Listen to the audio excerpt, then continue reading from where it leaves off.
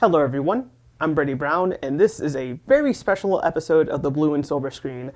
I was asked by David Keaton to do a video on a film that I have a bit of a history with.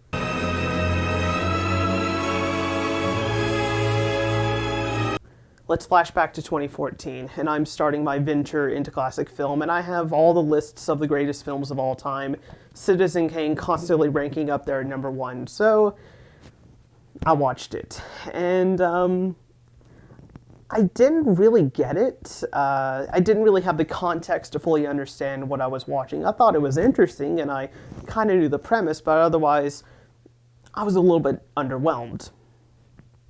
Time moves on. I watch more films. I study film history. I read up on theory. I become cinematically literate. I begin to think like a critic. Jump to December 2020, and I'm taking David Keaton's film class.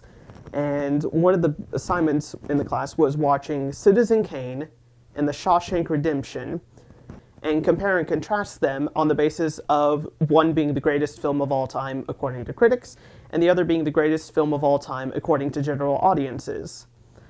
I knew that at some point I would need to sit down and rewatch Citizen Kane, so I did. And after having all of this new context for the film, and having personally studied a lot of that history, I appreciated it a lot more. In particular, watching a lot of the films from the 1920s and the 1930s and seeing how they worked compared to Citizen Kane in 1941, I really noticed a lot of the innovations such as the ceiling shots. Now, if you watch a film from the 1920s or the 1930s, you'll notice that most of the time they will do a shot very much like this, where you don't see the ceiling. The reason is because the lights, the microphones are up there, and if you tilted the camera to do a low angle shot, it would spoil the magic of seeing the lights and the microphones. And so with Citizen Kane, what they did was they took a bit of fabric, they stretched it across the top of the set, so that way it created a false ceiling,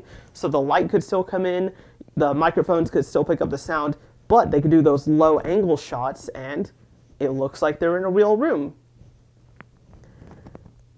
In an essay, which I read for the film, and I'll put the quote up here on the screen, it talked about how Citizen Kane was an encyclopedia of filmmaking techniques. When you watch the film, there is newsreel, there is German expressionism, there's Soviet montage, there's a Busby Berkeley musical number.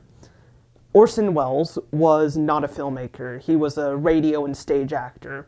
And so in preparation for Citizen Kane, he watched as many films as he could get his hands on.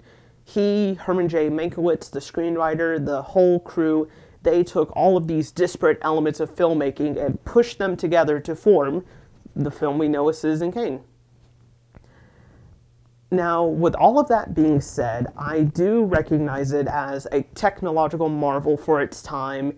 It is a masterpiece of the time. If you're studying film history, you have to watch Citizen Kane because it did all of these revolutionary things. But do I think it's the greatest film of all time? Honestly, no, because I'm actually hesitant to give any film that title, and even just on Citizen Kane's merits alone, I do think there's a few things that could have been done a little bit differently. The newsreel at the start of the film, I think, goes on a little bit too long, and if you've seen the film, you'll know what I mean when I say that cockatoo. Okay, interesting story. That bird, it's there because Orson Welles wanted to awake the audience members who were asleep. So, yeah, Orson Welles invented the jump scare. Thanks, Orson. So those were my thoughts on Citizen Kane. I'm hesitant to give it a full 5 out of 5 because there are still some things about it where I don't quite like, but I still think it's an important film that people should watch.